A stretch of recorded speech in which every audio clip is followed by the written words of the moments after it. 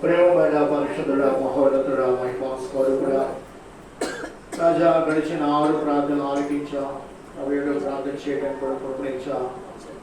అందుబట్టి మీకు స్తోత్రము స్తోత్రము స్తోత్రం. ప్రభా ఏ విషయం కోసం, ఎవరి నిమిత్తమో, ఎవరి సహాయం కోసమో ప్రార్థన చేస్తున్నారో అందరి బట్టి కూడా మీకు స్తోత్రము. వచ్చిన బిడ్డలు, ఇక్కడ రావాల్సిన బిడ్డలు బట్టి కూడా నీకు స్తోత్రము చెల్లిస్తున్నాం స్వామి. ప్రభు అనేకులుగా చేర్చబడాలి, అనేకులుగా మేమందరం చేరి నీ నామాన్ని స్తుతించే భాగ్యం దయచేయమని వేడుకొంచున్నాం. ఎక్కడ 2-3 ఉంటారో అక్కడ ఉంటారని వాగ్దానం చేసిన గొప్ప దేవుడు ప్రభా. అయా, అంతకంటే ఎక్కువగా మమ్మల్ని నడిపిస్తున్నందుకు కూడా, నేను సమకూరుస్తున్నందుకు కూడా మీకు స్తోత్రము.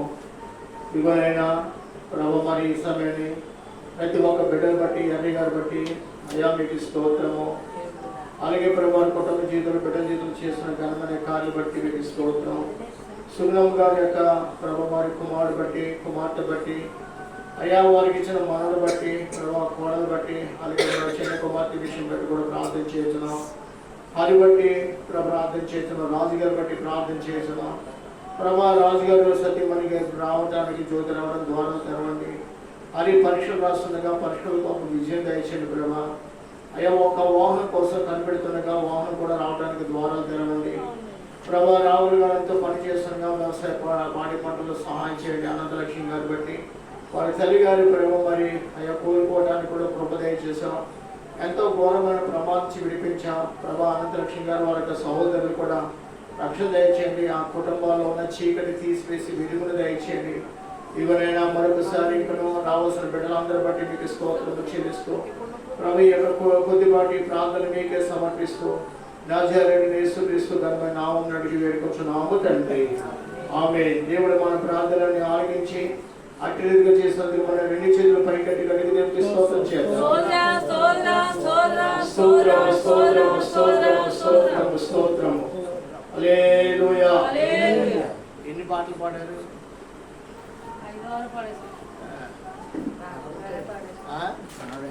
మనడు పుట్టాడు. అందుకనే మరి ఇప్పుడు వచ్చా, మనడు పుట్టాక వచ్చా. సరే, కొంచెం ఈ మనల్ని దేవుడు దీవించింది కాదు.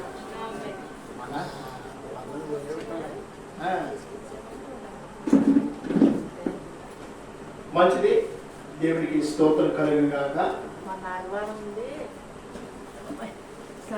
సమరయశ్రీ గురించి చెప్పి, సమరయశ్రీ అయితే ఊళ్ళోళ్ళందరినీ మార్చింది. నువ్వు ఎంతమందిని మార్చావమ్మా?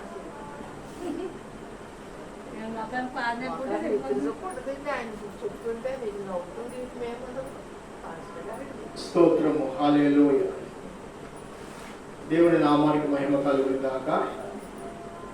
యొక్క రాత్రి వేళ సమయానికి మనకిచ్చిన సమయం బట్టి మరొకసారి ఆయనకి స్తోత్రము కలుగును గాక. పరిశుద్ధ గ్రంథం నుంచి మార్కు సువార్త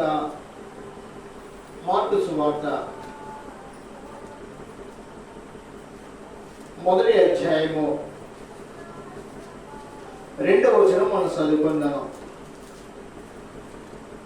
పరిశుద్ధ గ్రంథం నుండి మార్కు సువార్త 1వ అధ్యాయము 2వ వచనము మనం చదువుకుని ముందుకెళ్దామండి. ఇదిగో నా దూతను నీకు ముందుగా పంపుచున్నాను. అతడు నీ మార్గము సిద్ధపరచును. ప్రభువు మార్గము సిద్ధపరచుడి. ఆయన త్రోవలు సరళము చేయడని స్వరము ఒక శబ్దము అని ప్రవక్త అయిన యెషయా చేత వ్రాయబడినట్లు బాప్తిసమిచ్చి యోహాను అరణ్యములో ఉండి పాపక్షమాపణ నిమిత్తము మారు మనసు విషయమై బాప్తిసము ప్రకటించు వచ్చెను. ప్రభునందు ప్రియమైన వారలారా, ఈ యొక్క లేఖనాన్ని దేవుడు మన యొక్క వినికిడిలో దేవుడు దీవించి ఫలింపజేయను గాక. వినండి, యేసు ప్రభు వారి యొక్క రాకడ కంటే ముందుగా సువార్త ప్రకటించే సేవకుల్ని దేవుడు ఏర్పాటు చేసుకుంటున్నాడు. అక్కడ వస్తే ఇంకా మనకి వేరే బ్రతికి లోకంలో ఉంటుందంటే ఇంకా లోకంలో బ్రతుకు లేదు. బ్రతుకు అనేది ఇంకా మానవుడికి లేదు. ఎందుకంటే యేసు ప్రభు తీర్పు తీర్చడం రాబోతున్నాడు. మొదటిసారిగా వచ్చింది ఎలాగొచ్చాడంటే గొర్రె పిల్లగా రక్తము చిందించి నిమిత్తము వచ్చిన్నారు. మానవుల్ని పాపం నుంచి విడిపించి తన రక్తం చేత పరిశుద్ధపరిచి తన రాజ్యానికి వాసుగా చేయడానికి ప్రభువారు వచ్చిన్నారు. అయితే ఈ దినాల్లో మనం లోకంలో ఎక్కడ చూసినా కానీ 40 దినాలు శ్రమకాల దినాలని, శ్రమకాల దినాల్ని పాటించే వారిని చాలా మంది చూస్తున్నాం. అయితే వాస్తవమే మనము ఏం జ్ఞాపకం చేసుకోవాలంటే శిలువ మరణ దినాలు మనం జ్ఞాపకం చేసుకోవాలి. శిలువ మరణ దినాలు ఎవరి కోసమో అంటే ఎవరి కోసమో? మన కోసమే. ఆయన కలువరి శిలువలో వేలాడి ఉన్నారంటే ఆయన ఏదైనా పాపం చేశాడంటే లేనే లేదు. ఆయన పుట్టుక పాపం కానే కాదు. ఆయన భూలోకంలో జీవించినప్పుడు కూడా ఏ పాపము ఎరుగని పవిత్రుడైన పరిశుద్ధుడైన. పిలాతు భార్య అంటుంది ఆ నీతిమంతుని జోలికి పోవద్దంటుంది. తన భర్తకు ఆమె చెబుతుంది ఆయన ఎవరు తెలుసా? నీతిమంతుడు. అంటే ఆయన పుట్టుకలో మొదలుకొని మళ్ళా పిలాతు ముందు నిలబడే వరకు ఒక పాపం కూడా ఆయనలో లేదు. అంత పరిశుద్ధుడు మన ప్రభు. దేవునికి స్తోత్రం కలుగాలి. అంత పరిశుద్ధుడైన ప్రభుని ఆమె అంటుంది ఆయన నీతిమంతుడు, ఆయన నీతిమంతుని జోలికి వెళ్ళదు. అయితే నిజం వాస్తవంగా నీతిని కలిగి ఉన్న వారిని ఎవరైనా కానీ వారిని పాడు చేయడం ప్రయత్నం చూస్తే వారు భూలోకంలో నిలబడరు. కాబట్టి పిలాతు తన భార్య అంటుంది అయ్యా నీతిమంతుడు ఎటువంటి శిక్ష నీ ద్వారా ఏమాత్రం జరగకుండా నిన్ను నీవు కాపాడుకుంటుంది. వాస్తవమే నీతిమంతుల్ని కనిపెట్టేవాడు ఆయన, నీతిమంతులను ఆశ్రయించేవాడు ఆయన. సువార్త ఎందుకు ప్రకటింపబడుతుంది అంటే ఆయన ఏ నీతిని కలిగి ఉన్నాడో మనము కూడా ఆ నీతిని కలిగి ఉండాలి. ఆయన పుట్టిక మొదలుకొని ఆయన లోకాన్ని విడిచిపెట్టే వారికి ఎటువంటి పాపము లేదు. అయితే లోకములో ఉంటున్న మనము అనేకమైన పాపాలు చేస్తాం. ఏంటంటే అనేకమైన పాపాలు ఏంటంటే మాటల్లో, నడవల్లో అనేక రీతిలుగా మనం పడిపోతుంటాం. చూడండి ఆయన ఎక్కడ కూడా ఆ రీతిగా పడిపోయిన వాడు కానీ కాడు. అయితే మనం పడిపోతున్నాం కాబట్టి పడిపోయిన వారికి ఏం కావాలి? రక్షణ కావాలి. ఏం కావాలి? రక్షణ. అందుకనే యోహాను గారు అరణ్యములో, అంటే అరణ్యం అంటే ఏంటి? లోకములో ఉన్న మానవుడికి కేక అనగా సువార్తనే ప్రకటన. ఏంటండి అది? ఏ కేక? ఆత్మీయ కేక. ఆత్మలను రక్షింపజేసే స్వరం ఆయన స్వరము. దేవునికి స్తోత్రం కలిగాక. ప్రభువైన క్రీస్తు రాకముందు ఆయన లోకానికి రావడం జరిగింది. లోక రక్షకుడు రాబోతున్నాడు. ఆయన మీరు విశ్వాసం ఉంచుని బాప్తిసం తీసుకోండి యోహాను గారు సువార్త ప్రకటించున్నారు. మళ్ళీ అంత మాత్రమే కాదు, యేసు ప్రభువు యోర్దాను దగ్గరగా రాగా యోహాను ద్వారా ఆయన కూడా బాప్తిసం పొందుకున్నారు. యోహాను అంటున్నాడు నేను నీ ద్వారా పొందవలసి ఉండగా నువ్వు నా చేత పొందుతున్నావని యోహాను అడిగినప్పుడు నీతి నిమిత్తమై, ఏంటండి? నీతి నిమిత్తమై దీన్ని అలా జరగని. ఆమేన్. దేవునికి స్తోత్రాలు.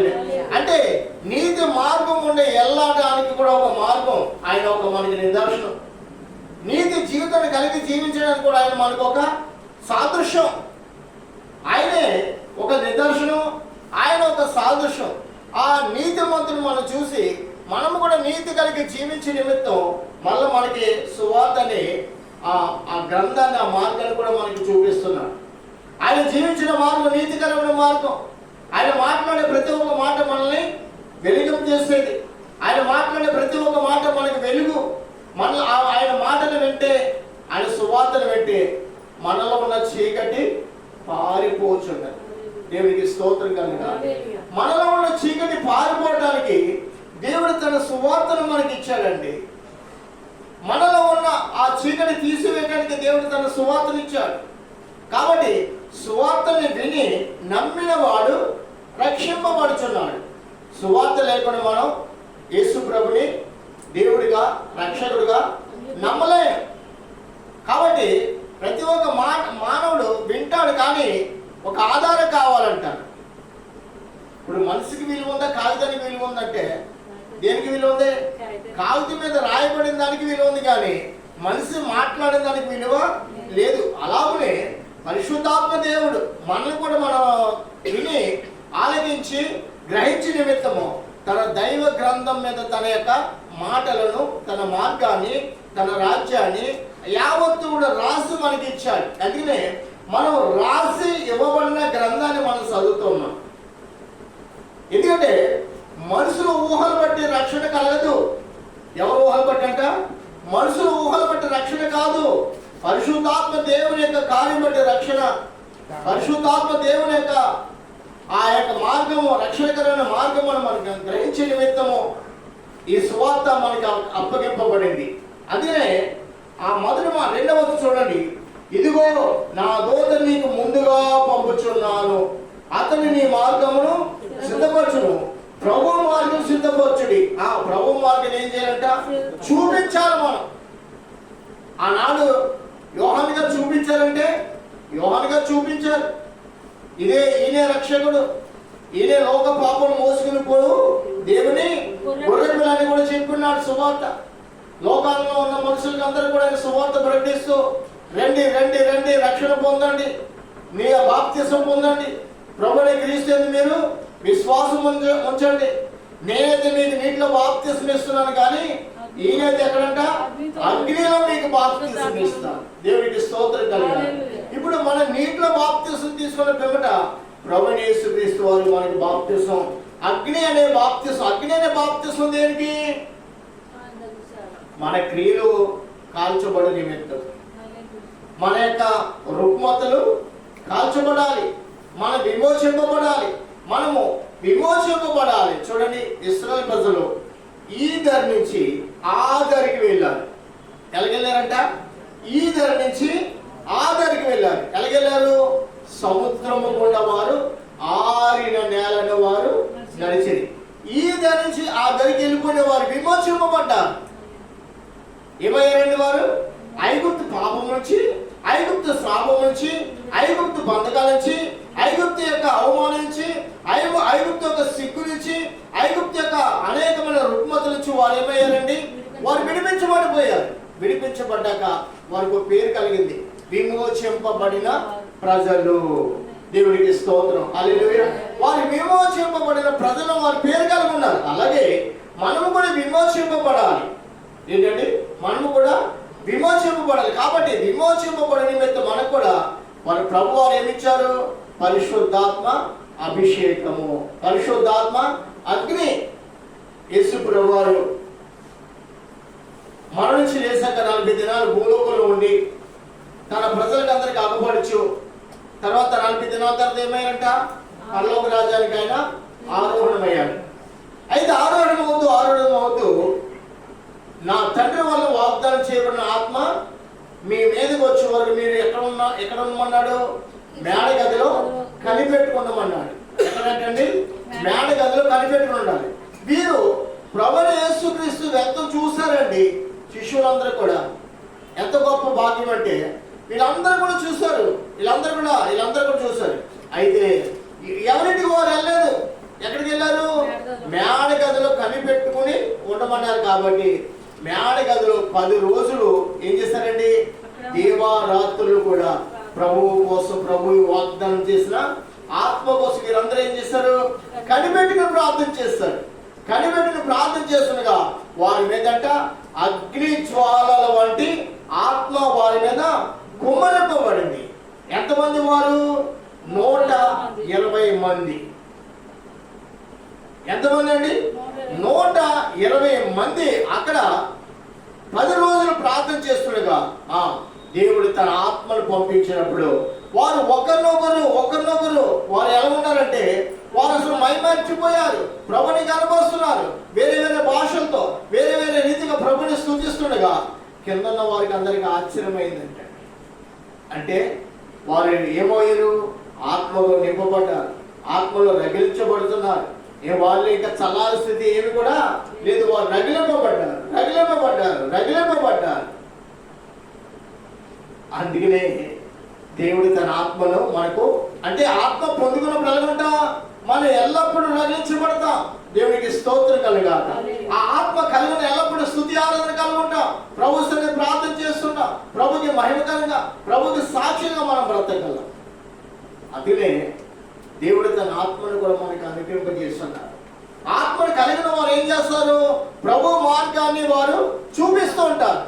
సిద్ధపరచడం అంటే ఏంటంట? అంటే ఆ మార్గం కూడా అనేకలు సిద్ధపాటు చేయాలి. ఆ మార్గం కూడా అనేకలు సిద్ధపాటు చేయాలి. మనం రక్షింపబడటమే కాదు, ఇతరులను కూడా మనం ఏం చేయాలి? రక్షణలోకి నడిపించాలి. ఆ మార్గం గుండా వారిని నడిపించాలి. ఆ మార్గం గురించి వినిపించాలి. యేసు అన్నాడు, నేనే మార్గము, నేనే సత్యము, నేనే జీవం ప్రభు అని బయలుపరిచాను. ఏమన్నారండి? నేనే మార్గము, నేనే సత్యము, నేనే జీవం ఆయన మాట్లాడున్నారు. ఆ మార్గం గురించి, ఆ మార్గం ఏమైందో, ఆయనలో ఉన్న జీవం ఏమైందో, ఆ సత్యం అనే వాక్యం మానవ జీవితంలో ఎలా క్రియ చేయబడుతుందో మనం అన్ని కూడా చూపించి, ఆ మార్గం కూడా అనేకల్ని మనం, అంటే ఈ లోకంలో ఉన్న ప్రతి ఒక్కరిని మనం ఏం చేయాలంట?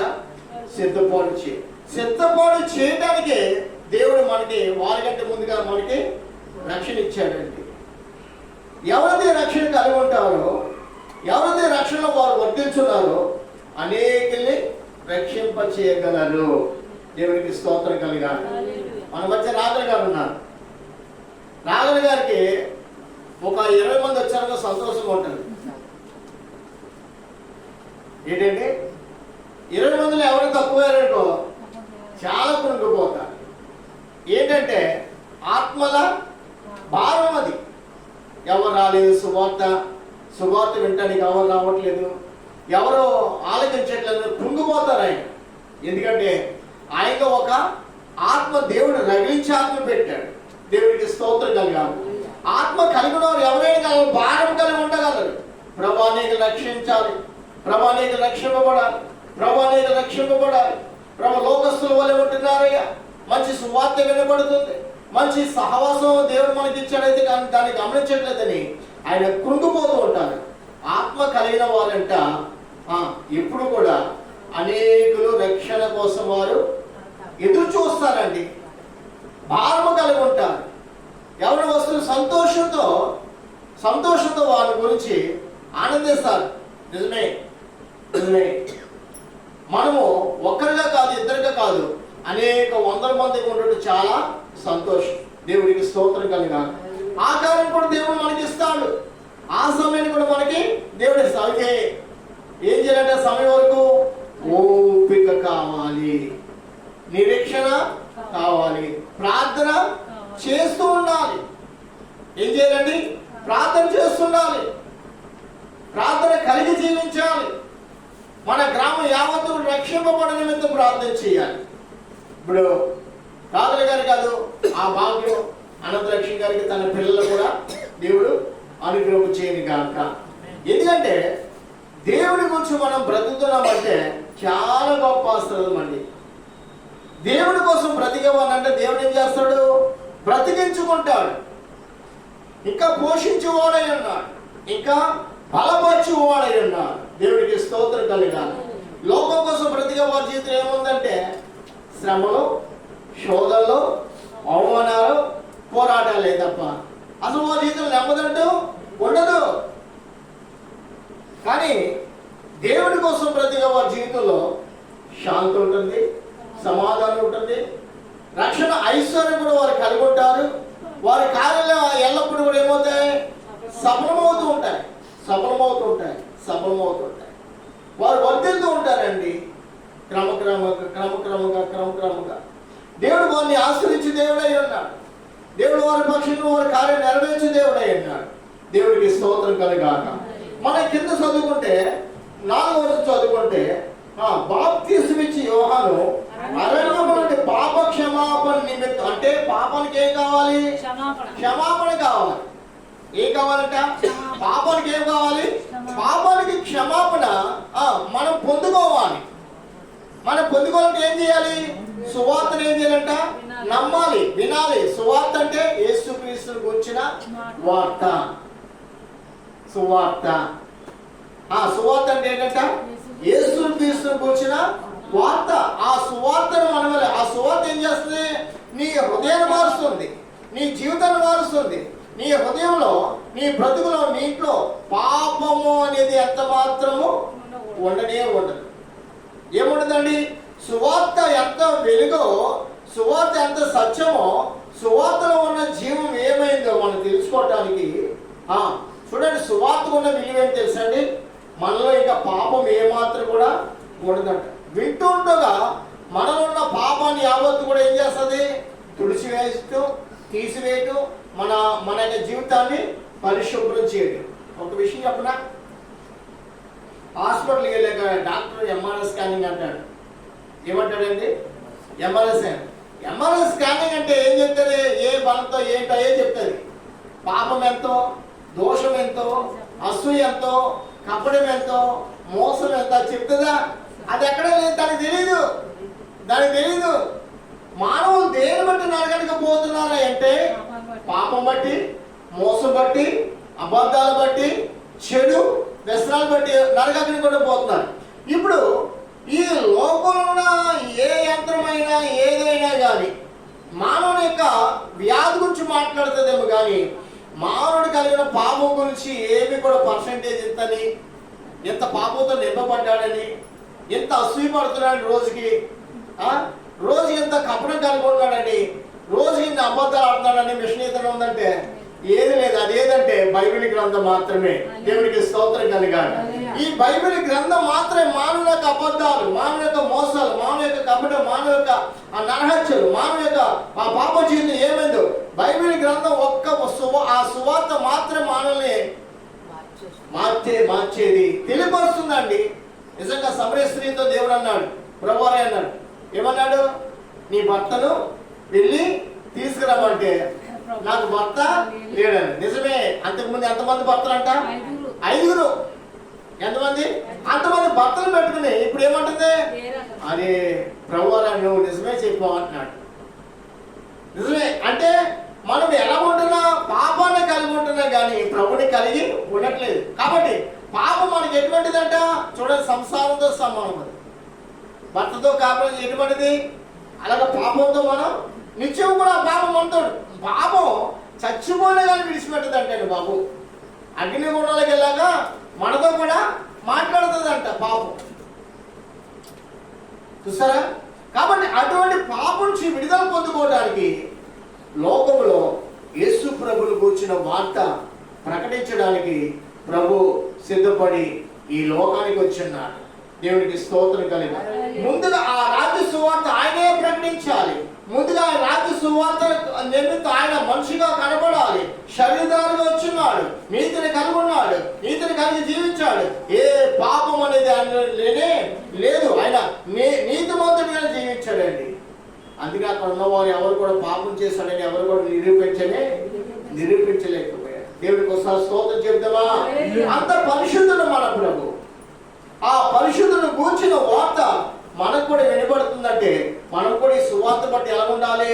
నీతిని కలిగి ఉండాలి, నీతిని కలిగి మాట్లాడాలి, ప్రేమను కలిగి మాట్లాడాలి. మనం ఎల్లప్పుడూ కూడా ధైర్యంగా ఉండాలి. మనం ఎల్లప్పుడూ ఈ సువార్త నమ్మే పట్టుదల కలిగి ఉండాలండి. ఏం కలిగి ఉండాలంట?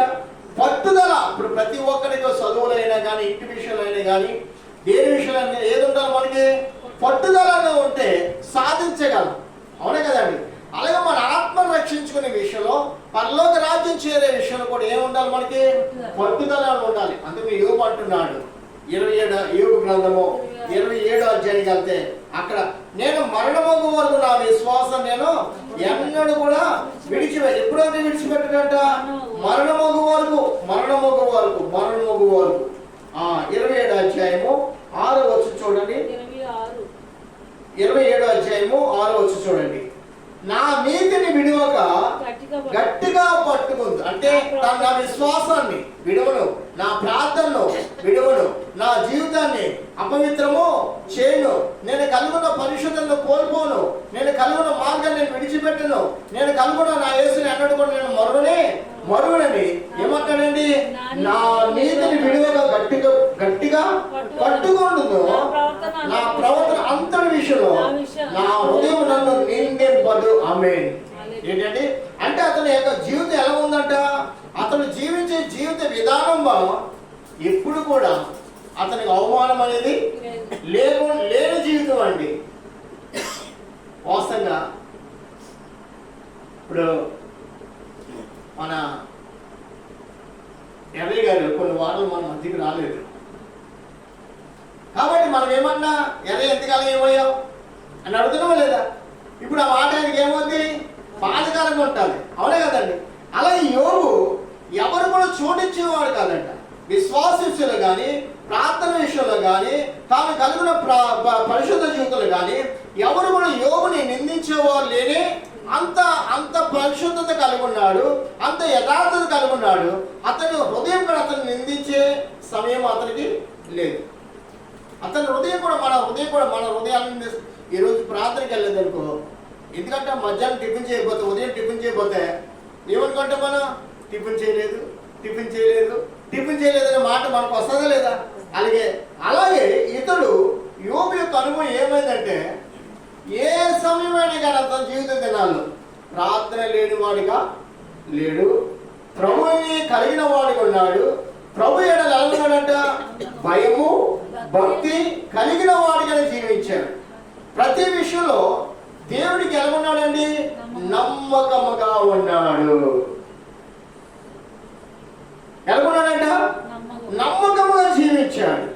నమ్మకంగా జీవించాడు కాబట్టి అతను హృదయం ఎప్పుడు కూడా అతన్ని నిందించలేదు. నిజమే. ఇప్పుడు కూర్చున్నాం మనం అందరం, మీరైనా కానీ నేను నిలబడి నేనే కానీ ప్రార్థన లేని రోజంటూ మనకి ఎంత మాత్రం కూడా ఉండకూడదు. ప్రార్థన చేయకపోతే ఎంత సిగ్గుపడాలంటే అంత సిగ్గుపడాలి. వాస్తవంగా ఈరోజు నిన్న పెట్రోల్ దొరకపోవడానికి కొంచెం ఇబ్బందులు ఎదురయ్యాయి. పొద్దునే మళ్ళీ రాజుగారు కూడా అక్కడ వచ్చే పొద్దున్న నేను కూడా 1 గంట ప్రార్థన చేసి వెళ్ళిపోయాను. ఎందుకంటే పెట్రోల్ మళ్ళా లేకపోతే ఇబ్బంది అని పెట్రోల్ అక్కడ పోయించుకొచ్చినప్పటికీ 1 గంట ఎక్కువైపోయింది. సమయం గంట పట్టింది. అదే గంట సమయం వృధా అయిపోయిందని మళ్ళీ బాధేసి దేవుడి స్తోత్రం మళ్ళా 1 గంట చేసి మళ్ళీ 2 గంటలు మళ్ళీ రెగ్యులర్ మనం ప్రార్థన చేసుకున్నాం. అంటే చూడండి, ప్రార్థన అనేది మనలో నాకు 3 గంటల ప్రార్థన మనశ్శాంతి ఉండదు. ప్రార్థన అనేది లేకపోతే ఇక్కడ ఏముండదండి? సంతోషం ఉండదు. దేవునికి స్తోత్రం కలగా మనకి సంతోషం ఇచ్చే ఆ ప్రార్థన మనకు కలిగి ఉందాము గాక, ఆ విశ్వాసం మనకు కలిగి ఉందాం, ఆ పట్టుదల మనకు కలిగి ఉందాం. అప్పుడే ఏదైనా సాధించగలం. దేవుడికి స్తోత్రం కలగా ఆ పట్టుదల అనేది మనలో ఉండాలండి. ఆ ప్రార్థన మనలో ఉండాలి. ఆ విశ్వాసం మనకు కలిగి ఉండాలి. మన ప్రవర్తన అంతటి విషయంలో కూడా మనల్ని నిందించేది ఏది కూడా ఉండకూడదు. వాస్తవంగా 3 గంటలు ప్రార్థన చేసే వ్యక్తి 1 గంట చేసాడు అనుకో, ఎంత కుమిలిపోవాల్సి వస్తుంది. రోజు కూడా ప్రార్థన చేసే వారు ప్రార్థన చేయకపోతే ఎంత కుమిలిపోతారు. అవునే కదండి. ప్రార్థన లేని వారు అసలు బాధ అంటూ లేదండి. కానీ ప్రార్థన వాళ్ళకి ఏముంటుంది? భారం ఉంటుంది. రోజు నేను 3 గంటలు ప్రార్థన చేసేవాడిని, లేకపోతే 1 గంట ప్రార్థన చేసేవాడిని, అయితే వాళ్ళైతే 4 గంటలు. అసలు ఈరోజు 1 గంట ప్రార్థన చేస్తానని బాధ ఉంటుంది. 1 గంట కూడా చేయని వాళ్ళకి ఏముంటుంది? అసలు ఏమీ అనిపించదు. ఎందుకంటే వాళ్ళు దేవుడు పెట్టిన ఆత్మ కలిగిన వారు భారము కలిగి ఉంటారండి, బాధ్యత కలిగి ఉంటారండి, నిలకడగా ఉంటారండి. దేవుడు వారు నిలబడతారు. దేవుడి కోసం వారు ఏం చేస్తారంట? నడుము కట్టుకుంటారు. నడుము కట్టుకోవడానికి దేవుడు నీతో నాతో మాట్లాడుతాడు. యోహాను గారు నడుము కట్టుకొని పనిచేశాడు.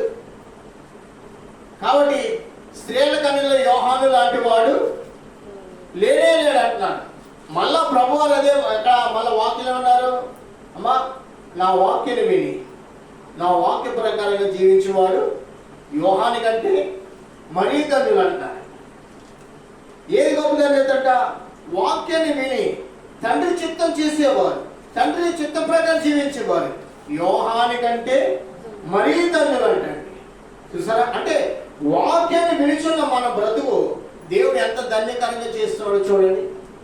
వాక్యాన్ని విని వాక్యాన్ని నమ్మి వాక్య ప్రకారం జీవించేవారు స్త్రీల కనిలో యోహాని కంటే మనం గొప్పవారు. ఏది గొప్ప అంటే వాక్యం గొప్ప. దేవుడికి స్తోత్రం, హల్లెలూయా. మనం కాదు, మనం గొప్పవారుగా చేసేది ఏది? వాక్యమే. మనల్ని పట్టుదల కలిగి జీవింపజేసేది ఏది? వాక్యమే. మనం ప్రభు సన్నిధిని నడిపించేది ఏది? వాక్యమే. ప్రభుత్వ యుగ కాలం కూడా జీవింపజేసేది ఏది? వాక్యమే. అందుకనే ఈ వాక్యానికి అడ్డు ఆటంకాలు ఏవి కూడా లేవు. మోషే సముద్రంతో మాట్లాడగా సముద్రం అయిపోయిందంట, 2 పాయలు అయిపోయిందండి. మధ్యన ఆరిన నేలను వారు నడిచి వెళ్ళిపోయారు. శత్రువులను నడవడానికి చూశారు కానీ వారు అలా నడవనే మళ్ళీ వారు సముద్రం మునిగిపోయారని ఉన్నాం. వీళ్ళు ఏమున్నాయో వీరు మునగలేదంటే వీరి పక్షంగా దేవుడు ఉన్నాడు, దేవుని ఆత్మ వీళ్ళు ఉంది కాబట్టి వీరు నశించిపోవడం కాదండి. దేవుడు ఆత్మ లేని వారు ఎవరు? ఐగుప్తీయులు. ఎవరండి? ఐగుప్తీయులు. వారికి సువార్త లేదు, ప్రార్థన లేదు, ప్రభు అంటే తెలియదు. ఆఖరికి పోరాడుతున్నాడు, యెహోవా ఎవడు? మరేమన్నాడండి? యెహోవా ఎవడు? యెహోవా నాకు తెలీదు. తెలియని ప్రజలు ఇంకా ఉన్నారండి, తెలియని దేశస్తులు ఇంకెంతో మంది ఉన్నారు. కానీ దేశం మనల్ని దేవుడు అలాగే చేయని, మనం దేవుడు అంటే తెలుసుకున్నవారుగా, ప్రభు అంటే ఏంటో తెలుసుకున్నవారుగా, ప్రభు కోసం జీవించేవారుగా, ప్రభు సమయాన్ని మనం గమనించేవారుగా. ఈరోజు మంగళవారం కూటం మనమందరం కూడా పనులు మనకు వచ్చామా లేదా? ఏంటండి? మనమందరం కూడా ఇది సమయం, ప్రభు సమయం. ఇది ప్రభు సమయం. మనం చేరాలి, సంఘముగా కూడుకోవాలి, ప్రభుని స్తుతించాలి, మళ్ళా ప్రార్థన చేయాలి. ప్రార్థన చేసుకున్నాం, మళ్ళా ఉపదేశాన్ని కూడా ఆలగిస్తున్నాం. దేవుడికి స్తోత్రం కలిగా. ఈ సమయాన్ని మనం కలుగుని నిమిత్తమే దేవుడు తన సమయాన్ని మనకిచ్చాడు, తన రోజులు మనకిచ్చాడు. ఈ దినం మంగళవారం అని మనం గమనించి ప్రభుని ఆరాధించే భాగ్యం మనకి ఇచ్చాడు. దేవుడికి స్తోత్రం కలిగా. ప్రభునందు ప్రియమైన వల్లగా అక్కడ యోహాను అరణ్యము నుండి పాప క్షమాపణ నిమిత్తము మారు మనసు విషయమై బాప్తిసం ప్రకటించుచూ వచ్చాడు. మొదట ప్రకటన అంటే తెలియపరుస్తున్నాడు, ఇదిగో మనమందరం కూడా పాపులమే. ఎవరన్నమాట? మనమందరం ఎవరు? పాపులు. మనకు కావాల్సింది ఏంటి? పాపక్షమాపణ. పాపక్షమాపణ తర్వాత బాప్తిస్తాలు. అందుకనే నీ బాప్తిస్త కావాలంటే ముందు సంఘంలో అంటాను, ఒప్పుకో. ఎవరిని ఒప్పుకోవాలి? యేసు ప్రభు నా రక్షకుడు, నా పాపం నిమిత్తం ఆయన కలువరి సెలవులో నా కోసం మరణించున్నాడని ఒక మాట చెప్పాలి. అందరి ఎదుట ఒప్పుకోవాలి, సంఘంలో ఒప్పుకోవాలి. ఎవరు ఒప్పుకోవాలి? యేసు ప్రభుని ఒప్పుకోవాలండి. యేసు ప్రభుని ఒప్పుకున్నవాడే పరలోక రాజ్యాన్ని చేస్తున్నాడు. ఒప్పుకోవటానికి కొంతమంది సిగ్గుపడుతుంటారు. గర్వించడం కాదు, ఏంటంటే కొంతమందికి నిలబడి చెప్పలేక అది భయంగా ఉంటుంది వాళ్ళు. అయినా కానీ 2 మాటలు, యేసు నా రక్షకుడు అనే మాట ఎప్పుడు కూడా మనం ఉచ్చరిస్తుండాలి. మళ్ళా యేసు నా రక్షకుడు అని మనం ప్రతిరోజు మనం గమనించాలి. నా ప్రభువు అయిన, నా స్వామి అయిన, నా నాథుడు నన్ను రక్షించాడు, తన రక్తాన్ని చిందించాడు, తన శరీరం దాల్చున్నాడు. వాస్తవంగా మేకులు కొట్టిన చేతులు అయింది. ఏంటంటే ఏ చేతులు అంట? మేకులు కొట్టిన చేతులు. మనకైతే మన చేతిలో మేకు పడింది అనుకో, ఏదో ఎవరైనా వచ్చి గాయం చేశాడు అనుకోండి, ఇప్పుడు మన ఎవరైనా కొట్టారనుకో, చెయ్యి ఇరిగిపోద్ది అనుకోండి, నా చెయ్యి బాగున్నప్పుడు 2 చేతులు వెళ్ళిపోతాను అంటారు. అంటావా? అదే అంటావా కదా? కానీ ఈయన చూస్తే మనం ఏమనుకోండి, ఈయన మేకులు పడిన చేతులు ఏమన్నా సార్, తండ్రి మీరేమి చేస్తున్నారు వీరికి తెలియదు. దేవుడికి స్తోత్రం కలుగుతారు. ఎంత ప్రేమ మాట చూడండి. మనమైతే మనం కొట్టిన వాడిని, సరే ఇది కొంచెం సరవని గాయం, ఏమంట? సరవని అంటే గాయం, సరే కానీ ఎంతో నేను చూస్తానంట. కానీ ప్రభువారు అలాగ అనలేదే. మేకు కొట్టబడి ఏంటండి ఆ చెయ్యి అక్కడ వేలాడుతుంది, రక్తం కారుతుంది, భరించలేని వేదన, భరించలేని దుఃఖం, 2 చేతుల్లో మేకలే, తలలో మొదల కిరీటం, పక్కడెముకల బల్లెము పోటు, పాదాల్లో కూడా మీకు అందిన శరీరం యావత్తు కూడా శరీరాన్ని చీల్చివేస్తారు. ఎక్కడ చూసినా రక్తపు. మీకు విషయం తెలుసో తెలీదు, ఒక్కొక్క ముళ్ళు వంగనే వంగదు. యేసు ప్రభు పెట్టిన కిరీటం ఏం తెలుసండి, ఆ ముళ్ళు అంట సూటుగా లోపలికి వచ్చుకొని అంట. ఎముకలు కూడా అవి కూడా ఏం చేస్తారు, భద్ర కొట్టుకుని లోపలికి వెళ్ళిపోయినట్ట.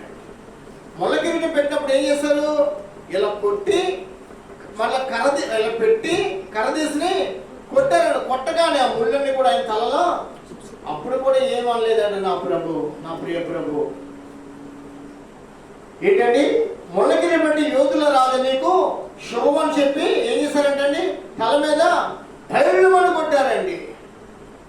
అప్పుడు కూడా నా ప్రభు అయ్యో ఆ ముళ్ళు లోతుగా కూర్చుకున్నా కానీ, ఆ ముళ్ళు బలంగా కూర్చుకున్నా కానీ నోరు తెరవలేదు.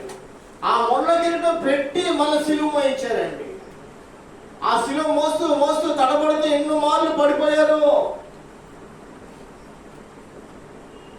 ఆ శ్రమలు జ్ఞాపకం చేసుకోవటం మాటలు కానీ కాదు. ఆ శ్రమల్ని మనం ఏదో మామూలుగా స్మరించి తీసేస్తాం. ఇప్పుడు శ్రమకాల దినాలు అంటారు, ఇలాగ వెళ్తారో ఎలా వచ్చేస్తారు, ఇలాగ వెళ్తారో ఎలా వచ్చేస్తారు.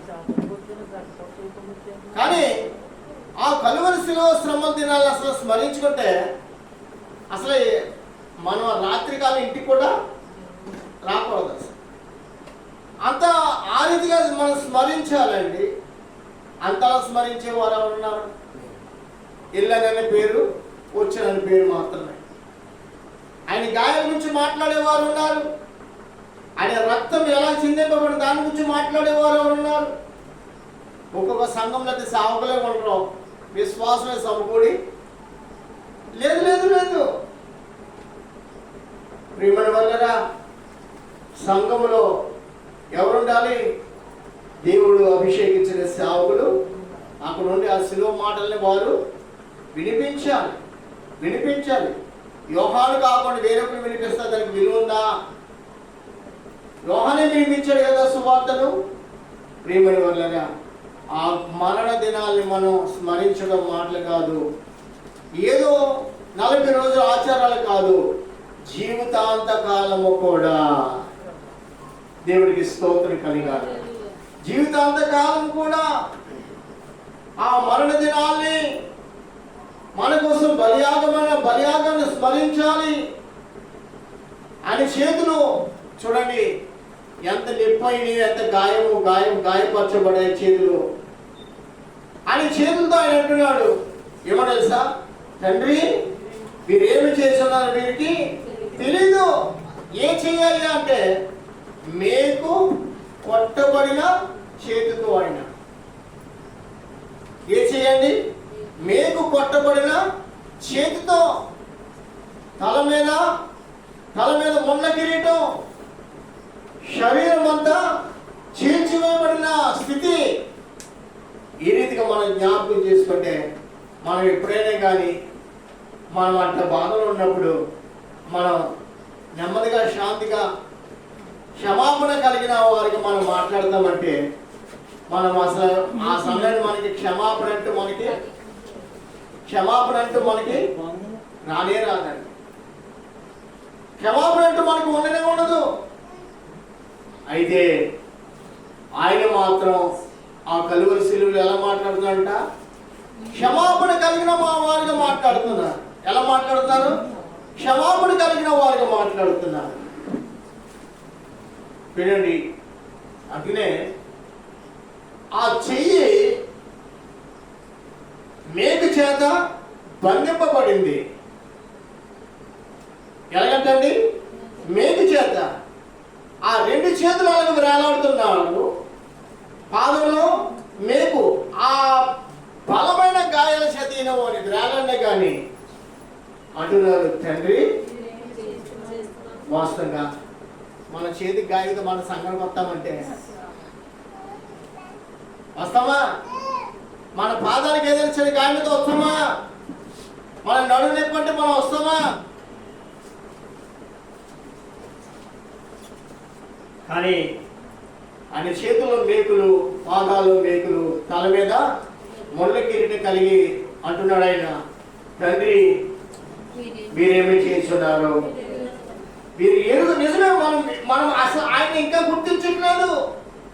మనం ఏ జీవితం జీవిస్తున్నాం మనకి ఇంకా తెలియని రీతిగా జీవిస్తున్నాం.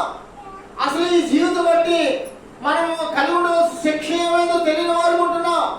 ఆయన అటువంటి మనుషులు ఏ రీతిగా విడిపించాడో, ఆ రక్షణ ఏమైందో, ఆ సువార్త ఏమైందో, ఆ మార్గం ఏమైందో అది కూడా మనం గ్రహించట్లేదండి. ఈ మంగళవారం చెప్పిన సువార్త మళ్ళీ వచ్చి మంగళవారం అడుగుతుంటే ఎలాగున్నా ఆ సువార్తను మళ్ళా మన నోరార పలకలేని రీతిగా ఉంటున్నాం. మన నోరార సువార్త గురించి మనం చెప్పలేకపోతున్నాం. మన సువార్త గ్రహింపు ఎక్కడ ఉంది? రక్షణ గ్రహింపు ఎక్కడ ఉన్నది?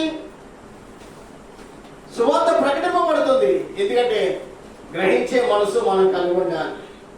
సువార్త ప్రకటింపబడుతుంది ఎందుకంటే మనము ఆ సువార్త ద్వారా ఇంకా మన కట్లని కూడా మనం తెంపుకోవాలి.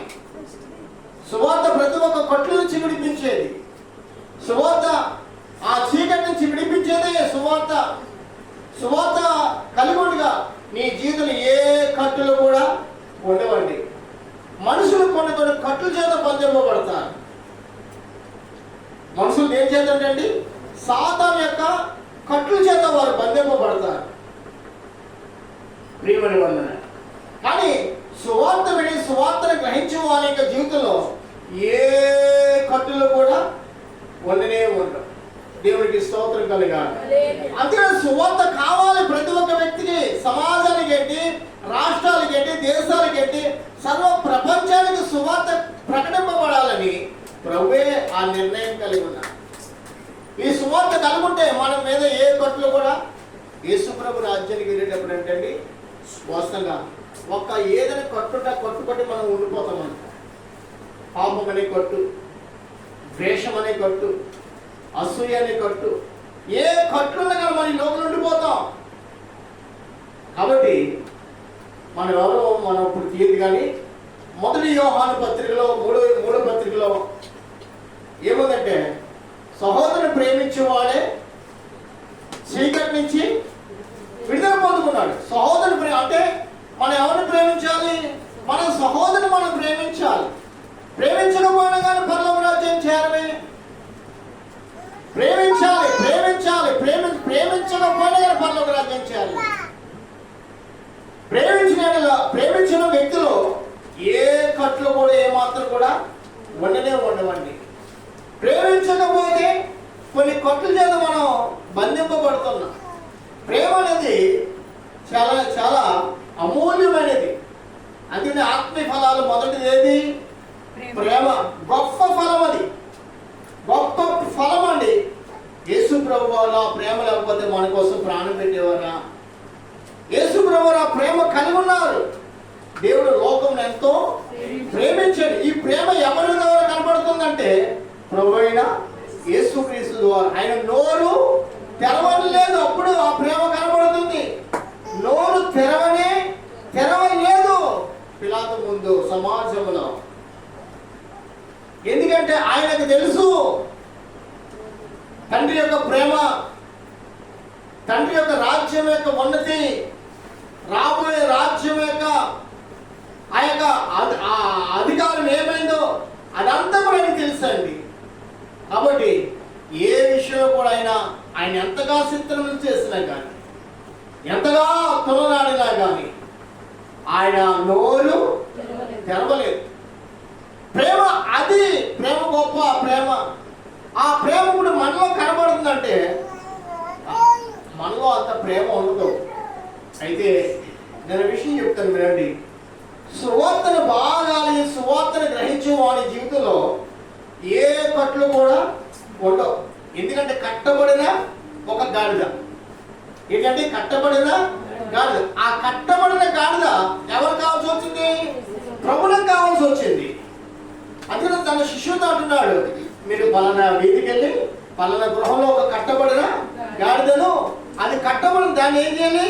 మీరు ఇప్పి తీసుకుని రావాలి. ఎవరు ఇప్పాలి? అధికారం శిష్యునికి ఇచ్చినారు. శిష్యులు ఏం చేశారు? విప్పి ఏం చేశారు? ప్రభు యొక్క నడిపించారు. దేవునికి స్తోత్రం కలగాలి. ఇప్పుడు ఈ సువార్త కూడా అదినే మార్కు సువార్త 1వ అధ్యాయంలో మళ్ళా 2వ వచనం చూడండి. ఇదిగో నా దూత నీకు ముందుగా పంపుచున్నాను, నా దూత నీకు ముందుగా పంపుచున్నాను, అతని మార్గము సిద్ధపరచును. ప్రభు మార్గం సిద్ధపరచుడి, ఆయన త్రోవను సరళం చేయని అరణ్యంలో త్యాగమైన ఒక శబ్దం. వినండి ప్రియమైన వాళ్ళనా, ఈ యొక్క యోహాను గారికి దేవుడు ఎంత భాగ్యం ఇచ్చాడంటే ఆ సువార్త వల్ల ఉన్న ఆ కట్టుల్లో ఉన్న వారిని విడిపించే ఆ ఘనత సావులు ఇచ్చాడు దేవుడు. ఇప్పుడు సావులు ఏం చేయాలి? కట్టులో ఉన్న వారితో మాట్లాడాలి, కట్టులో ఉన్న వారికి చూపించాలి, కట్టులో ఉన్న వారిని చూసి సువార్తను ప్రకటించాలి వారికి. దేవుడికి స్తోత్రం కలిగి. ఇప్పుడు ఏ కట్లు లేని వారుగా ఎవరి దగ్గర నడిపించాలి? ప్రభు అయిన యేసుక్రీస్తు యొద్దకు నడిపించాలి. దేవుడికి స్తోత్రం కలగాలి.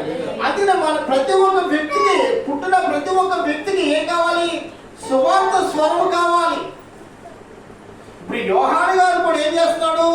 సువార్తను ప్రకటిస్తున్నాడు అండి. అరణ్యంలో యేసుక్రీస్తు కంటే ముందుగా వచ్చి ఏం చేశాడు? ఆయన సువార్తను ప్రకటించాడు. సువార్తను ప్రకటించాడు. రండి, రక్షణ పొందండి, బాప్తిసము కలిగి ఉండడని ఆయన సువార్త ప్రకటించాడు. అలాగే సావులు కట్టుల చేత ఉన్న వాళ్ళందరినీ కూడా ఏం చేయాలంట? పోగు చేయాలి. రండి రండి రండి, సంఘానికి రండి, మీ కట్టులో మీరు ఉండద్దు, మీ బంధకాలు మీరు పడి ఉండదు, రండి, రక్షణ మార్గాన్ని చేపట్టండి, రక్షణ వార్తను మీరు వినండి, మీ బంధకాలు మీరు ఉంటుంటే ఏ మాత్రము దేవునికి ఇష్టము లేదు. కాబట్టి ఆ కట్టబడిన గాడిదను ఈ శిశువులు ఇప్పి ఎక్కడ తీసుకెళ్ళంట? ప్రభు యొద్దకు తీసుకెళ్ళగా గాడిదకి ఏం కలిగింది? ఘనత. హల్లెలూయా. ఎప్పుడైనా కానీ మనం కూడా మన కట్టులో మనం ఉండగా మనకి ఘనత ఏమాత్రం కూడా ఉండదు. ఘనత అనేది కావాలా? నువ్వు ప్రభు యొద్దకు రావాలి. ప్రభు యొద్దకు రావాలి, మొదలు సువార్తను వినాలి, సువార్తను ఏం చేయాలి? నమ్మాలి, విశ్వాసించాలి, క్రీస్తుని నీవు స్వీకరించాలి, బాప్తిసము తీసుకోవాలి, ప్రభు బాటలో నడవాలి, ప్రభు మార్గం కూడా మనం నడవాలి. అప్పుడే మనకేమవుతుంది? ఘనత. హల్లెలూయా. గాడిద తీసుకెళ్ళి ఏం చేశారు? కొన్ని వస్త్రాలు గాడిద మీద వేస్తున్నారండి. అలాగే ప్రభు బాటలు నడుస్తుందా ఆత్మీయ వస్త్రాలు దేవుడు మనకి అనుగ్రహించే దేవుడే అన్నాడు. పెళ్లికు మాన్య వస్త్రము, ఉల్లాస వస్త్రము, సంతోష వస్త్రము, రక్షణకరమైన వస్త్రం, నీతి వస్త్రం, ఇలా కొన్ని వస్త్రాలు మనకు కలిగి ఘనత కలిగి జీవించుదుము గాక. వినండి, మీకు ఒక విషయం బాగా ఘాటుగా చెప్తున్నాను. యేసు ప్రభువుని మన నమ్మక ఏ మాత్రం కూడా వెనక చూపు అనేది ఉండకూడదు. ఏముండకూడదంట? ఏ మాత్రం కూడా వెనక చూపు అనేది ఉండకూడదు. నా ప్రియ దైవ సంగమా, ప్రభు బాటలో మనం వెళ్తుండగా ప్రభు తన మార్గం నడుచుకోవాలంట చూసి ఒక్కొక్క తలంతుతో దేవుడు నిన్ను ఆశ్రయించి దేవుడై ఉన్నాడు. ఒక్కొక్క తలంతు, ఒక్కొక్క ఆత్మ ఫలంతో, ఒక ఆత్మీయ వరంతో దేవుడు నిన్ను నింపుచున్నాడు. ఈ ఆత్మీయ తలంతులు కలిగిన వారు ఎల్లప్పుడూ కూడా వర్ధిల్లుచూ ఉంటారండి. వీరి జీవితంలో అసలు పొదువు అనేది ఏమాత్రం కూడా వినపడదు. ఏ విషయంలో? లోకంలో జీవించే విషయంలోనే కానీ, ప్రభువులో జీవించే విషయంలోనే కానీ, సంఘంలో ఎదిగే విషయంలో కానీ, సంఘంలో ఫలించే విషయంలో కానీ, ప్రార్థన అభిషేక విషయంలో కానీ, ఏ విషయంలో కూడా మనం బంధకాల్లో ఉన్న వారికి ఉండనే. బంధకాల్లో ఉన్నవారు ఏం చేయలేరు. ఇప్పుడు మంచం మీద ఉన్న పడి వ్యక్తి ఒక 6 నిమిషం మంచం మీద పడి ఉన్నాడు, వాడిని చేపట్టుకుంటే లేస్తాడా? 6 నిమిషం అసలు లేవలేకపోతున్నాడు. మనం వెళ్ళి చేపట్టుకున్నంత వాళ్ళు లేకపోతారు. అలాగే ఆత్మ ఫలాలతో, ఆత్మీయ బలాలతో దేవునిచ్చే యొక్క అభిషేకం నింపబడిన వాడు ఎప్పుడు బలవంతుడండి. దేవునికి స్తోత్రం కలగాలి. వాస్తవంగా వాడు సాతాను వాడి వైపు చూడలేడు. ఇది తెలుసా, వాడి తల నుంచి అరికాల వరకు ఒక మండుచున్న అగ్ని దీపమైన. దేవునికి స్తోత్రం కలగాలి. ఈ అగ్ని దీపాలుగా మనం ఉండే నిమిత్తమే దేవుడు తన రక్షణ సువార్త మనకు, ఈ సువార్త ఏంటి? మండుచున్న దీపం అది. అందుకే యోహాను గురించి ఏరేయబడింది, అతడు మండుచున్న దీపం. ఎవరి కోసం మండుచున్నాడు? తన కోసం కాదు, తన ప్రభు కోసం అతడు. అంతే ఆ వాక్యము చేత అతడు ఏమయ్యాడు? నింపబడ్డాడు. వాక్యానికి పరిపూర్ణంగా లోబడ్డాడు. వాక్యము చేత మాట్లాడుతున్నాడు, వాక్యము ద్వారా మాట్లాడుతున్నాడు, వాక్యాన్ని కలిగి మాట్లాడుతున్నాడు. వాక్యము చేత అతడు ప్రభుతో సహవాసం కలిగి ఉన్నాడు.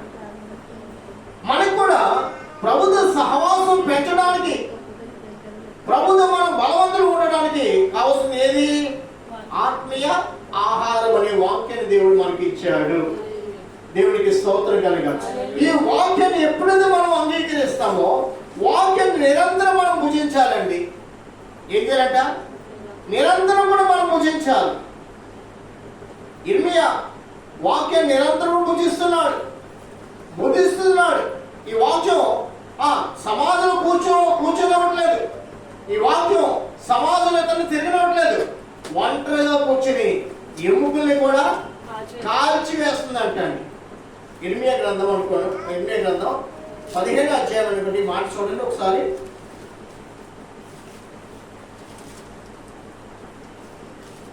15వ అధ్యాయము 15 సంవత్సరాల కింద చూడండి.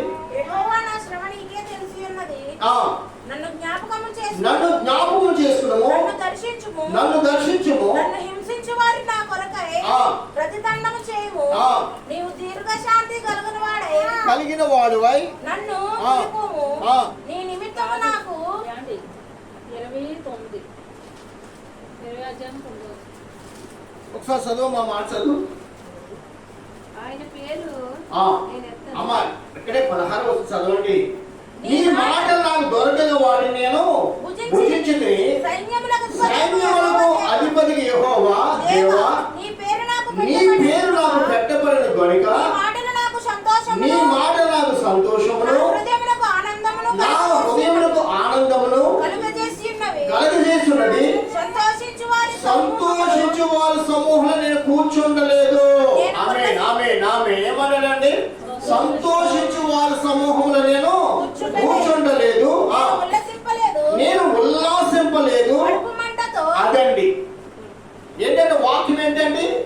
కడుపు మంట అంటే మనల్ని మండిస్తుంది. కడుపు మంటతో నీవు నన్ను నింపి ఉన్నావు గనుక నీ హస్తం బట్టి నేను ఏకాకినే కూర్చుంటుని. ఆమేన్. మనం ఎలా కూర్చోవాలంట? దేవుడు వాక్యం పట్టుకుని మన ఇంట్లో మనం ఎలా కూర్చోవాలి? ఒంటరిగానే కూర్చోవాలి, వాక్యాన్ని కలిగి కూర్చోవాలండి. ఈ రోజుల్లో అభిషేకంగా పడిన వారు, ఒక ఆయన ఒకసారి ఊరు సేవకుల దగ్గరికి వెళ్తే ఇంటికి సినిమా చూస్తున్నాడు. ఏం చూస్తున్నాడు? సినిమా. నేను వెళ్ళినాడు సినిమా అద్రపత్రాలు వేసి మంచి సినిమా కట్టేస్తున్నాడు. నాకంటే సీనియర్ బ్రదర్, ఏంటి మీ సినిమా చూస్తారు ఏంటన్నాడు. Time pass. అసలు టైం పాస్ అనేది ఏంటి మనకి? అలాగా అటువంటి తలపు పరిశుద్ధ గ్రంథం మన జీవిత విధానం గురించి మాట్లాడేది. పరిశుద్ధ గ్రంథం మన బ్రతుకు దినాలు ఏమైనావో మనకి తెలియపరిచేది. పరిశుద్ధ గ్రంథం ఎక్కడ ఎలా కూర్చున్నామో రేపటి దినాన నీ ఎదుట ఆ పరిశుద్ధ గ్రంథం నీకు కనుపరిచేది. కాబట్టి ఇతడు ఇర్మియా భక్తుడు అంటున్నాడు, నీ మాటలు నాకు దొరకని నేను వాటిని భుజించుదని అన్నాడు. 17వ వచనం వచ్చినప్పుడు కాదు, సంతోషించే వారి సమూహం నేను కూర్చుండలేదు, నేను ఉల్లాసింపలేదు. చూసారా? సంతోషించలేదు. మనకి ఈ లోక సంతోషం ఏమాత్రం కూడా ఉండనే ఉండదు. ఈ లోకంలో ఉల్లాసాలు మనకి చెందినవే కావు. ఒక ఆయన సేవకుడి గురించి మాట్లాడుతున్నాడంట. సేవకుడు ఇదైతే ఇంటి ఎదురుకుండా ఒక త్రాగుపోతున్నాడంట. ఎవరున్నారు? ఓ త్రాగుపోతున్నాడంట. ఓ పాట పాడుతున్నాడంట. ఏమని? బీడీ తాగేవాడు భీముడి కొడుకు, సిగరెట్ తాగేవాడు శివుడి కొడుకు, ఏమీ తాగనోడు ఎదమనా కొడుకు అని మాట్లాడుతున్నాడంట. ఏమని? బీడీ తాగేవాడు భీముడి కొడుకు, సిగరెట్ తాగేవాడు శివుడి కొడుకు, ఏమీ తాగనోడు పరిశుద్ధ గ్రంథం పట్టుకుని సాగుల దగ్గర కూర్చో బైబిల్ చదువుతున్నారంట. ఇప్పుడు ఈది మీదకి వచ్చి రోడ్డు మీదకి వచ్చి మధ్యలో రోడ్డు ఒకటే వాళ్ళిద్దరికి ఆ రోజు పాడుతూ ఉంటుంది. సాగుడు వింటున్నాడు. సరే నా గురించే పాడుతున్నారు కదా అన్నాడు. పాడుకుంటూ అలాగే లోపల ఎక్కడో కొంత కాసేపటికి వెళ్ళినప్పటికి ఈ కాళ్ళ తిరిగినప్పుడు ఎవడో మొత్తం కుర్రోడు వచ్చే తప్పమని గుర్తిస్తాడు. అంటే ఎవరిని తాగు హాస్పిటల్కి వెళ్ళిపోయాడు. హాస్పిటల్ పోయి అక్కడంట పాస్టర్ గారు వచ్చి నా కోసం ప్రార్థన చేస్తే నేను బ్రతుకుతాను, లేకపోతే నేను చచ్చిపోతాను. ఇప్పుడు యాక్షన్ ఏం తెలుసు, పాస్టర్ గారు కూడా కొంచెం అడవిలో ఉన్నారు కానీ అక్కడికప్పుడు హాస్పిటల్ తీసుకెళ్ళిపోయాడు. అక్కడ హాస్పిటల్కి వెళ్ళాడు కంటే పాస్టర్ గారు వస్తేనే నేను బ్రతుకులు చచ్చిపోతాను. పాస్టర్ గారు మిమ్మల్ని కోరుకుంటున్నారని ఆ చుట్టుపక్కల వాళ్ళందరికీ చెప్పారు. పాస్టర్ గారు ఏం చేస్తారు? ఎలా వద్దా? నువ్వు వెళ్తా వాళ్ళ కదా ఎలాగా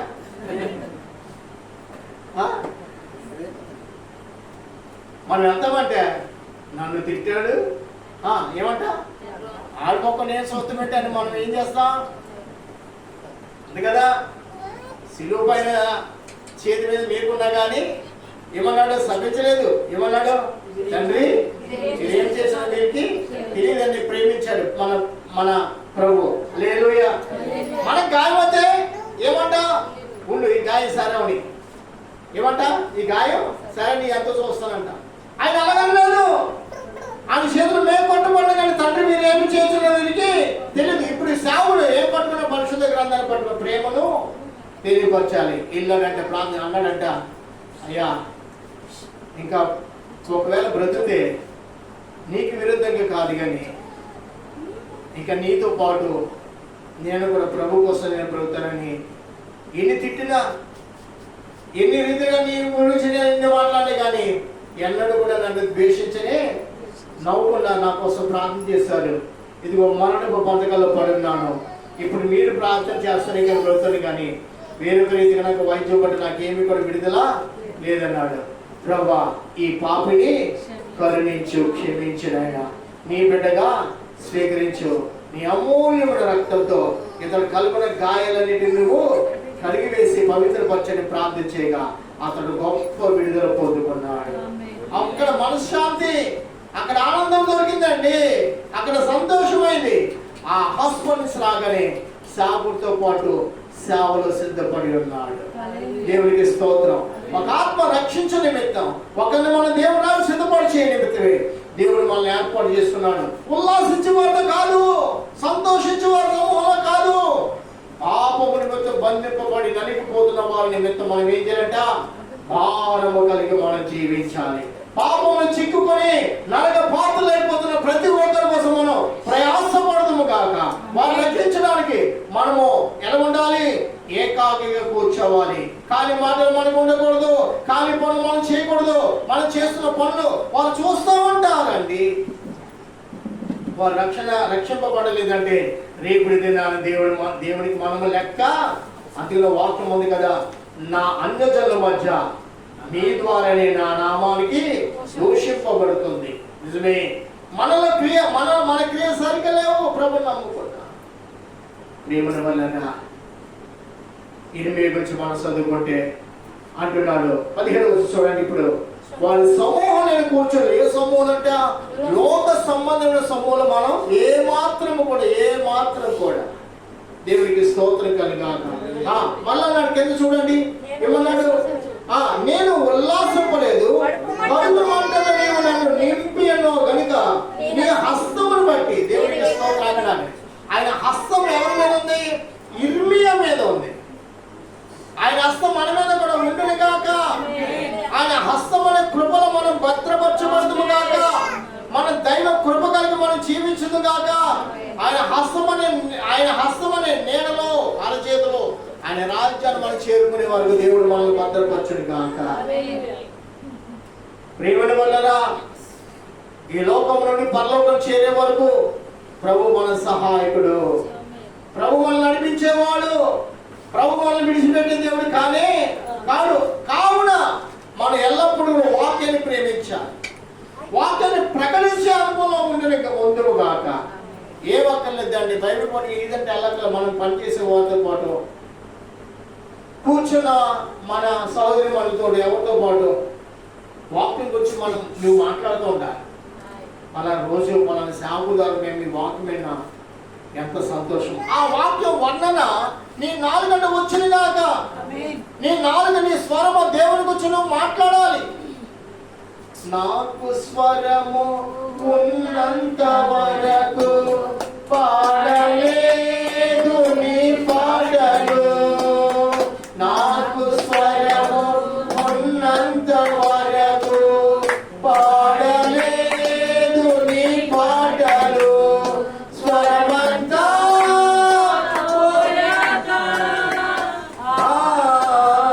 స్వరమంతా పోయాగా పాడాలని ఉంది నీ పాటలు వినిపించుచున్నది ఇక నాకు ఒక కేకన. మన స్వరముగా మనం పాడకపోతే రేపటి దినాన పాడాలన్న స్వరము మోగపోద్దండి. అంటే సాతాను మన స్వరం మన బొత్తిలో నెయ్యాతాడు తెలుసా, బొత్తికి నొక్కేస్తాడు. అప్పుడు అంటే పాడలేకపోతానే. దేవుడు స్వరమించాడు, దేవుడు నడుకట్టుకుని పని చేయమన్నాడు, దేవుడు తన సంగమన ద్రాక్ష తోటలో నిన్ను ఫలించమన్నాడు, ఫలభరితమైన జీవితం జీవించమన్నాడు. దేవుడికి స్తోత్రం కలిగాడు. దేవుడు నీతో మాట్లాడుతున్నప్పుడు నువ్వు దేవుడు వెతకలేదు, దేవుడి కోసం బ్రతకాలని ఆలోచన కలగలేదు. కాబట్టి సాతాను ఏం చేస్తాడంట, మనల్ని అనేకమైన కట్టుల చేత మనల్ని కట్టేస్తాడండి. బైబిల్ చదవలేడు, పాట పాడలేడు, చప్పట్లు ఈ రెక్కల పైకి రెక్కపోవడం వచ్చేస్తుంటారు. చూడండి కొంతమంది ఏంటంటే చేతులు కూడా పైకి ఎత్తరు. వాస్తవంగా ఆరోగ్యం ఉండాలంటే ఏం చేయాలి, డాక్టర్లు అంటారు చప్పట్లు కొడుతుంది అంటారు. ఇది తెలుసా, ఈ శబ్దం బట్టి అంటే ఈ నరాలు జమ్ జమ్ జమ్ అంటే ఎక్కడ పడతాయి, హార్ట్ మీద గుద్దితే హార్ట్లో ఉన్న ఆ కొవ్వు మొత్తం కూడా కరుగుతూ ఉంటారు. చప్పట్లు కొడుతుంది ఆ ఆశ్రదమే, అదొక ఆరోగ్యమే. దేవునికి స్తోత్రం కలిగాక. మోకాల మీద ఎంత గొప్ప భాగ్యం తెలుసా, మోకాల మీద మనం తల ఉంచుకుని మళ్ళీ కింద పెడుతున్నాడు. ఎంత భాగ్యం అంటే చాలా ఆశ్రదం. ఊపిరితిత్తులు కొంతమందికి ఊపిరి తీసుకోవటానికి ఇబ్బందిగా ఉంటాయి. ఎప్పుడైతే తల వంచి ఇలా మోకరించామో ఈ మొత్తం అంతా నరాలు ఏమవుతాయి, మొత్తం క్లీన్ అయిపోతాయంట. దేవుడికి స్తోత్రం కలిగాం. పెద్ద మోకాలు చేతులు పైకెడతాం, ఏమవుతాయి, సర్క్యులేషన్ అంతా కూడా నార్మల్గా ఉండిపోతాయి. ఏ హై బీపీ హై ప్రెషర్ అవటానికి ఉండనే. ఇలాగ మనం ప్రార్థన చేసే దేవుడు ఆ మార్గం మనం నడిపించాడు. మన ఆరోగ్యంగానే ఉంటుంది. హానికరమనేది మన దగ్గరికి నేను మోకరించలేకపోతున్నానని ఎవరు కొంతమంది అంటారు. నేను చెప్పట్లు, ఎందుకంటే దేవుడు ఎవరికాలు నీతో మాట్లాడుతుండగా.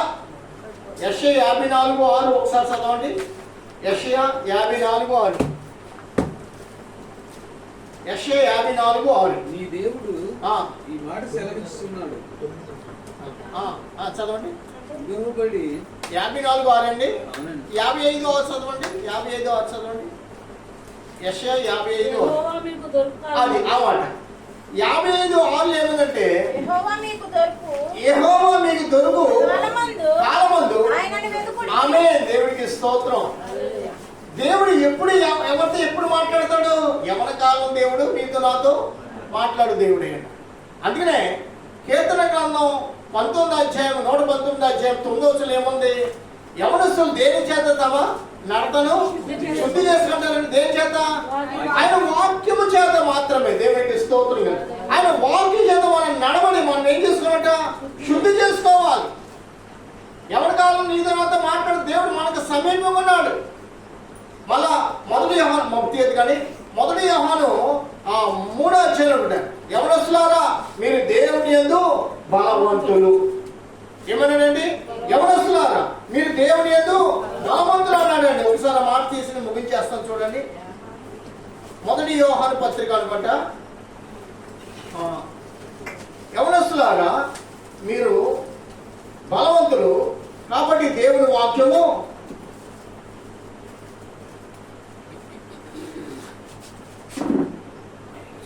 అక్కడ 2వ అధ్యాయము 14వ వచనం చూడండి. 14వ వచనం, చిన్నపిల్లారా మీ తండ్రిని ఎరిగి ఉన్నారు కనుక మీకు రాయుచున్నాను.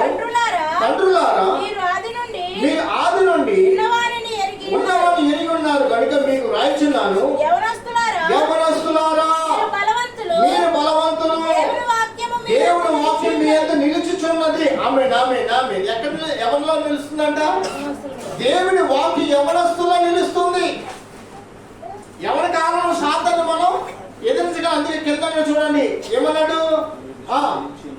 మీలో నిల్చున్నది చదవమా మాట. మీరు దుష్టుని జయించి ఉన్నారు కనుక మీకు రాజు. అది ఎవరి కాలంలో మనం ఏం చేయాలంట? దుష్టుని జయించాలి. నడిప్రాయంలో కాదు. ఎప్పుడు జయించాలి దుష్టుని? అందులో 119 చేత అక్కడ మీకు చదివించాను. యవనస్తులు దేని చేత తమ నడబడి దేవుని వాక్యమే. మళ్ళీ ఇక్కడ పౌలు గారు, ఇక్కడ యోహాను గారు రాస్తూ ఏమన్నాడు? 15 చూడండి. ఈ లోకమునైనను లోకములో ఉన్నవారి ప్రేమింపకుడి. ఎవడైనను లోకమును ప్రేమించినట్లా తండ్రి ప్రేమ వానిలో ఉండదు. ఆమేన్ ఆమేన్. నాకు చూసారా, తండ్రి ప్రేమ ఎవరిలో ఉండదంట? వానులు ఏ మాట అంటే లోకానికి మనం ఎలా ఉండాలి? లోకానికి మనం ఏం పడుకోవాలంట? మనం వేరే బ్రతకాలి. లోకంలోని ఏది కూడా మనం కోరుకోకూడదు. దేని గురించి కూడా మనం మోసపడకూడదు. దేని గురించి కూడా మనం ఆశపడకూడదు. బలవంతులారా అన్నాడు. ఏమన్నాడు? యవనస్తులారా పైకి వెళ్దాం. యవనస్తులారా మీరు బలవంతులు, దేవుని వాక్యము మీ యొక్క నిల్చున్నది, మీరు దృష్టిని చేయించున్నారు కనుక మీకు రాయించున్నాను. ఆమేన్. దేవునికి స్తోత్రం. యవన కాలంలో ఏం చేయాలంట? యవన కాలం ఏం చేయాలి? దుష్టుని మనం జయించిన వారు ఉందము గాక.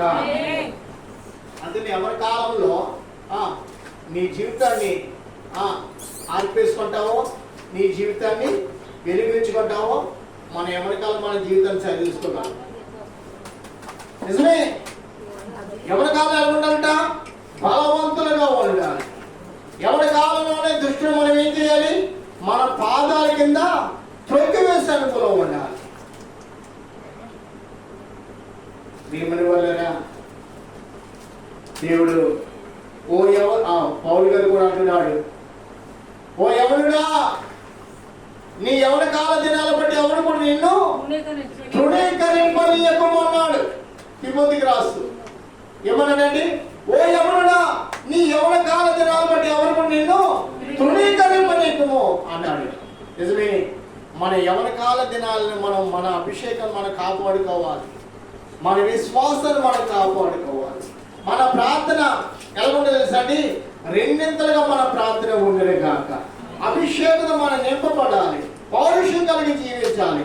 ఎల్లప్పుడూ కూడా మన ఎవరి కాల దినాలు మనం అనుకోవాలంట, నేను దేవుని ఆత్మను కలిగి ఉన్నవాడును. కాలేబు అంటున్నాడు, యెహోషువ అంటున్నాడు, యోషేపు అన్నాడు, మోషే అన్నాడు. ఇర్మియా కూడా ఎవరి కాలం ప్రభు కాడి మోస్తాడు. ఇలాగ ఎంతో మంది భక్తులు ప్రభు కాడిని మోయటం వలన వారు మేలు పొందుకున్నారు. ప్రభుకి లోబడడం వల్ల మేలు పొందుకున్నారు. ప్రభుని వారు ప్రేమించడం వల్ల వారు ప్రేమింపబడ్డారు. పరలోక రాజ్య నివాసులుగా వారు ఎంచబడి ఉన్నారు. కాబట్టి వాక్యాన్ని వింటున్నాం. మనం వాక్యాన్ని గైకొని వాక్య ప్రకారంగా మనం జీవించాలి. యోహానికి అప్పగింపబడిన పని క్రమంగా అతడు నెరవేర్చాడండి. అతడు మళ్ళీ తన దేవుడి రాజ్యానికి చేరుకున్నాడు. ప్రియ దైవ సంఘం, ఈ కాలంలో దేవుడి నీకు నాకు అప్పగించిన పని నమ్మకంగా చేసి దేవుడి రాజ్యానికి సిద్ధపడుతుంది కాక. లోకాన్ని చూస్తే మనకంతా అర్థమవుతుంది, ప్రభు త్వరగా రాబోతున్నాడు. మనం త్వరపడుతున్నామా లేదా? దేవుడి రాజ్యం కోసం మనం సిద్ధపడుతున్నాం లేదా? మనం పరీక్షించుకుని దేవుడికి అప్పగించుకున్న ఈ కొద్ది మాటలు దేవుడు మీ యొక్క వినికిడిలో దేవుడు దీవించి ఫలింపచేయను గాక. ఆమేన్. ప్రభువా, పరిశుద్ధుడా, మహోన్నతుడా, మహిమా స్వరూపుడా, మీరు ఇచ్చిన అమూల్యమైన వర్తమానం బట్టి మీకు స్తోత్రము. ప్రభా, మార్కు సువార్తలో ప్రభా మొదటి అధ్యాయంలో 2వ వచనంలో కొన్ని మాటలు మేము చదువుకోవడానికి, అంత మాత్రమే కాకుండా ప్రభా అయ్యా మొదటి యోహాను పత్రికలో కూడా మేము చదువుకున్నాం ప్రభా. నేను లేఖనాలను పరిశోధించడానికి ఇర్మియా గ్రంథాన్ని కూడా మాకు ఇచ్చాను. మీకు స్తోత్రం. ఇర్మియా అంటున్నాడు, నేను ఉల్లాసించే వారితో సంతోషాన్ని కూర్చుండట్లేదు, నేను ఏకాకిగా అయ్యా నీ మాటలను భుజిస్తూ నీ మాటలు పట్టుకుని వాటిని కలిగే నేను బ్రతికాలి, కానీ లోపల ఎక్కడ కూడా కూర్చోండలేదయ్యా. అయ్యా నీదిగా నన్ను ఉంచడం నీకు స్తోత్రం అన్నాడు ప్రభు. నిజమే, లోకం మాది కాదు, లోకనైనా మా నిమిత్తం నువ్వు చేయలేదు, కానీ మా నిమిత్తం పరలోకాన్ని మీరు మా కోసం ఉంచిన దేవుడు. పరలోకమే శాశ్వతము ప్రభు. పరలోక రాజ్యం చేరడానికి ఈ లోకంలో పరలోక రాజ్య క్రియలు మాలో ఉండే నిమిత్తం మీరు ఇచ్చిన ఉపదేశం బట్టి మీకు స్తోత్రము ప్రభు. వచ్చిన బిడ్డలు దీవించండి, విన్న ఉపదేశం ద్వారా తాము కట్టుకొని సహాయం చేయండి ప్రభు. ఇదిగో ఎవరెవరు వచ్చిన వారందరినీ ఇక్కడ జ్ఞాపకం చేసుకోమని, ప్రతి ఒక్కరి వారి అవసరం ప్రకారంగా వారి వారికి అక్కడలో వారి అవసరం ఏమైనావో వాటి ప్రకారంగా ఆశ్రయించమని యేసుక్రీస్తు ఘనమైన నామమున అడిగి వేడుకొంచున్నాము తండ్రి. ఆమేన్. మన తండ్రి దేవుని యొక్క ప్రేమ, మన రక్షకుడు మన ప్రభువు యేసుక్రీస్తు వారి కృప, పరిశుద్ధాత్మ దేవుని సహాయం కూడా వచ్చి మీకు అందరికీ తోడై నడిపించండి కాక. ఆమేన్. నా ప్రాణమా యెహోవాను స్తుతించుము, నా తండ్రి సమస్తమైన పరిశుద్ధ నామమున నా ప్రాణమా యెహోవాను స్తుతించుము, ఆయన చేసిన ఉపకారం దేనిని మరువకము. ఆమేన్, ఆమేన్, ఆమేన్. హల్లెలూయా, హల్లెలూయా, హల్లెలూయా, హల్లెలూయా. దేవుడు మిమ్మల్ని అందరినీ దీవించండి కాక. ఆమేన్. రండి రమేష్ గారు.